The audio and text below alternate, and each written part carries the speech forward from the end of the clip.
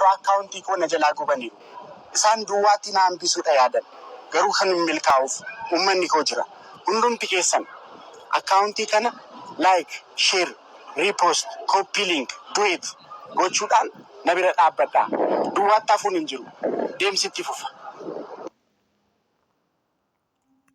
Dhamaatii koo waggaa afurii halkan tokkoon na jalaa gubaniiru.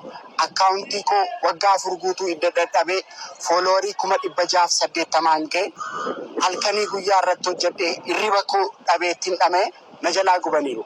Waa balleesseen miti. Afaan Oromoo maaliif dubbataa? Afaan Oromoo dubbatee akkamitti akkasitti boquu ol qabatee deemaadha. Hin beektu hundumti keessan. Namatti bu'ee nama arrabsee hammeenya hojjedhee hin beeku. Garuu akkaawuntii koo na jalaa gubaniiru. Isaan duwwaatti na hambisuudha yaadan. Garuu kan hin milkaa'uuf uummanni koo jira. Hundumti keessan akkaawuntii kana like, share, repost, copy link, do it gochuudhaan na bira dhaabbadhaa. Duwwaatti hafuun hin jiru. Deemsitti fufa. Dhamaatii koo waggaa afurii halkan tokkoon na jalaa gubaniiru. Akkaawuntii koo waggaa afur guutuu hidda dadhabee fooloorii 680 ga'e halkanii guyyaa irratti hojjedhee hirriba koo dhabeettiin dhamee na jalaa gubaniiru. Waa balleesseen miti. Afaan Oromoo maaliif dubbataa?